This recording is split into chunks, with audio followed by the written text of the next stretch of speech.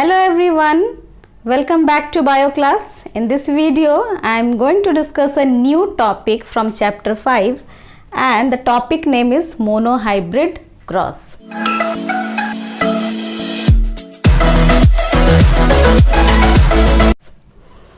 तो सबसे पहले हम लोग मोनोहाइब्रिड क्रॉस के डेफिनेशन को समझ लेते हैं.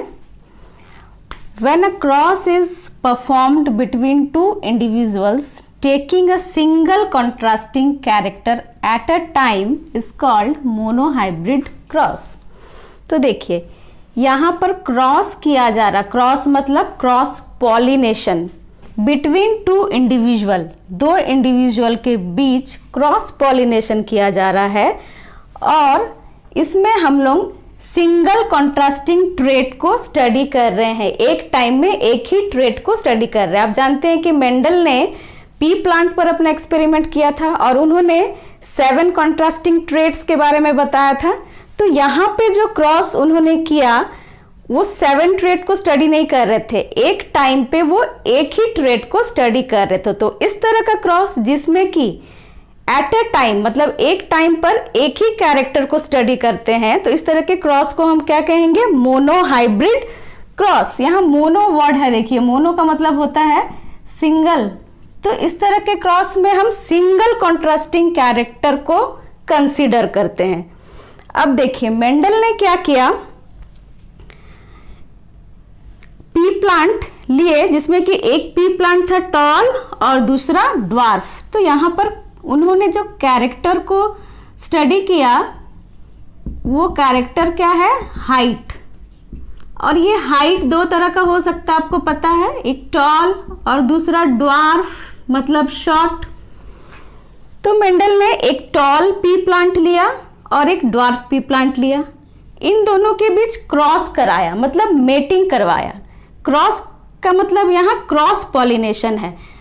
मान लीजिए उन्होंने इस टॉल प्लांट को फीमेल पेरेंट माना और इसको मेल. तो इस मेल पेरेंट में से पॉलन ग्रेन को उन्होंने ट्रांसफर कराया इस फीमेल पेरेंट में. तो ये क्या हो गया? Cross pollination. तो यहाँ पे उन्होंने देखा कि इन दोनों की क्रॉसिंग के बाद जो उन्हें F1 जनरेशन मिला, मतलब पहला जनरेशन का जो ऑफस्प्रिंग मिला, वो सारे टॉल थे. यहाँ पर कोई भी प्लांट उन्हें ड्वार्फ नहीं मिला. जबकि आप पेरेंट में देखिए एक टॉल था दूसरा ड्वार्फ, पर F1 जनरेशन में उन्हें सारे टॉल मिले, यानी ड्वार्फ वाला कैरेक्टर किसी प्लांट में नहीं आया. तो मेंडल ने सोचा कि अब एक काम करते हैं, इन टॉल प्लांट्स को सेल्फ पॉलिनेट करते हैं. ठीक है, आप जानते हैं कि पी का प्लांट जो है वो बाइसेक्सुअल फ्लावर उसमें होता है, तो सेल्फ पॉलिनेशन उसमें नेचुरली हो सकता है. तो मेंडल ने इस टॉल प्लांट को अलाउ किया सेल्फ पॉलिनेशन के लिए. तो जब इस टॉल प्लांट में सेल्फ पॉलिनेशन हुआ, उसके बाद जब नेक्स्ट जनरेशन यानी कि F2 जनरेशन को उन्होंने देखा, तो उसमें उन्हें क्या मिला? देखिए इस F2 जनरेशन में उन्हें टॉल प्लांट भी मिले और ड्वार्फ प्लांट भी मिला. देखिए F1 में तो कोई ड्वार्फ दिख ही नहीं रहा था, पर F2 में ड्वार्फ प्लांट भी मिल गया जो कि पेरेंट में था. तब मेंडल ने यह कंक्लूड किया इस एक्सपेरिमेंट से कि F1 जनरेशन में दोनों पेरेंट में से एक ही ट्रेट एक्सप्रेस हो रहा है. और वो कौन सा ट्रेट एक्सप्रेस हुआ? टॉल. इसीलिए सभी प्लांट कैसे हुए? टॉल.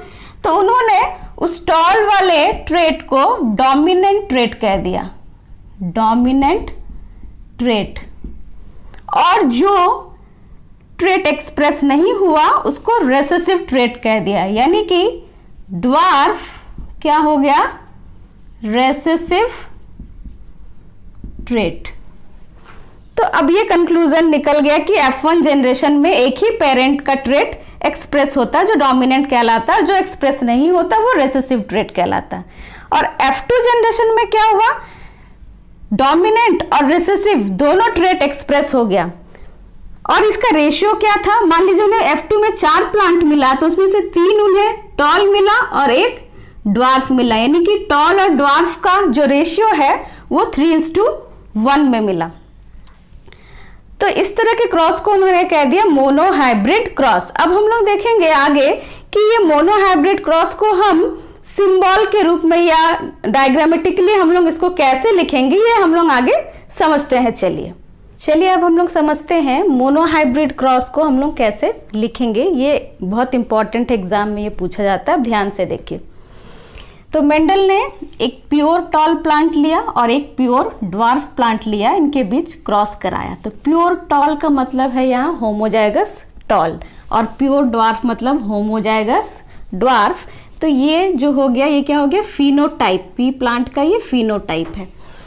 इसके जीनोटाइप को हम कैसे लिखेंगे? प्योर टॉल के जीनोटाइप को हम कैपिटल टी से डिनोट करेंगे और प्योर ड्वार्फ के जीनोटाइप को स्मॉल टी से डिनोट करेंगे।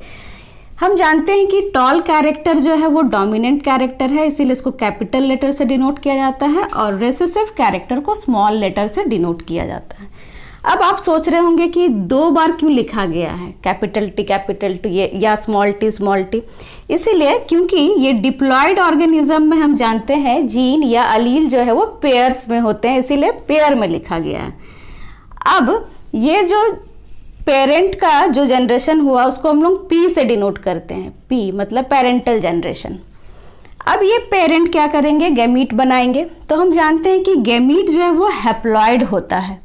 तो यहाँ पे जो पेयर में अलील है उसमें से एक अलील गैमीट में आएगा और जो भी गैमीट इसमें बनेंगे वो सारे कैपिटल टी उसमें अलील होगा, क्योंकि इसमें सारे गैमीट एक जैसे होंगे। वो कैसे हैं, कैपिटल टी। और ड्वार्फ वाला प्लांट जो गैमीट बनाएंगे वो भी सारे गैमीट, जो भी गैमीट इसमें बनेंगे उसमें कौन सा अलील होगा, स्मॉल टी।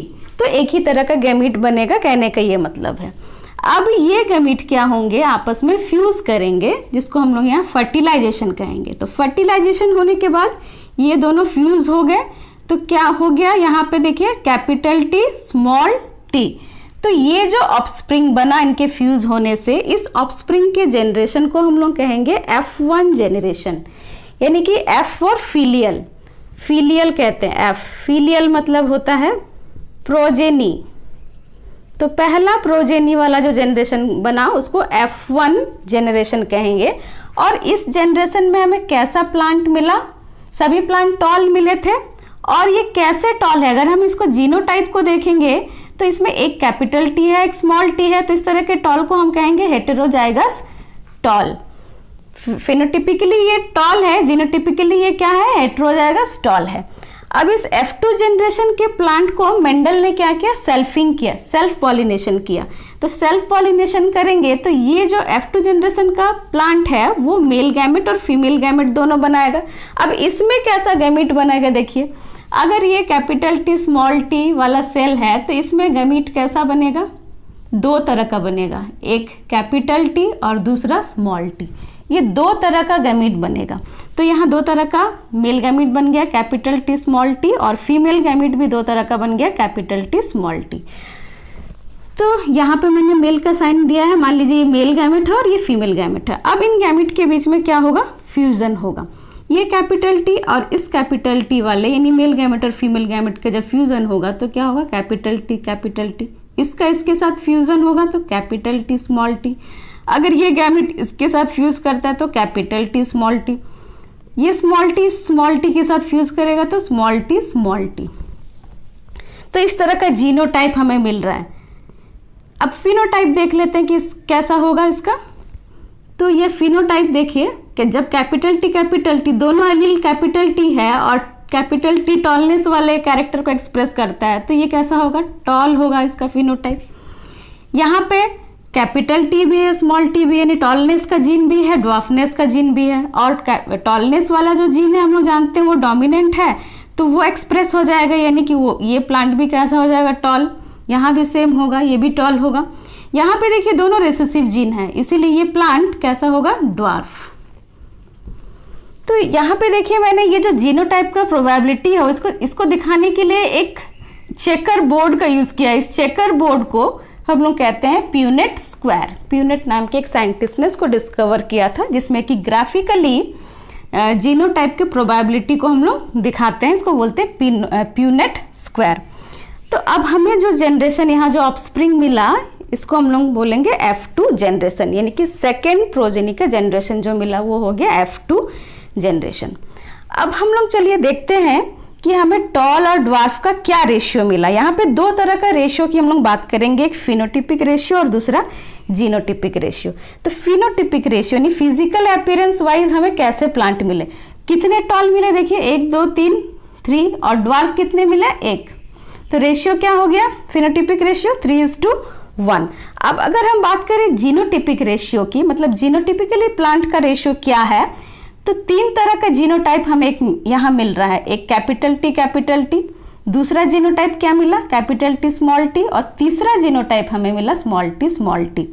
तो कैपिटल टी वाले जीनोटाइप के प्लांट कितने हैं यहाँ पर देखिए, एक कैपिटल टी कितना है 2, और स्मॉल टी कितना है 1।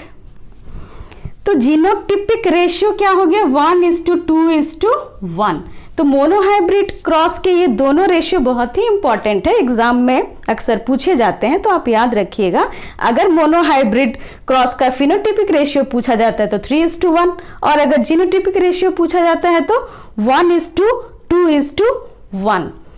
तो अब मोनोहाइब्रिड क्रॉस करने के बाद मेंडल को जो रिजल्ट मिला, उस रिजल्ट के आधार पर उन्होंने बताया कि ट्रेट्स का इनहेरिटेंस एक जनरेशन से दूसरे जनरेशन में कैसे होता है। इसको बताने के लिए उन्होंने 2 लॉ डेवलप किया। कौन कौन सा लॉ है देखिए, पहला है लॉ ऑफ डोमिनेंस और दूसरा है लॉ ऑफ सेग्रीगेशन।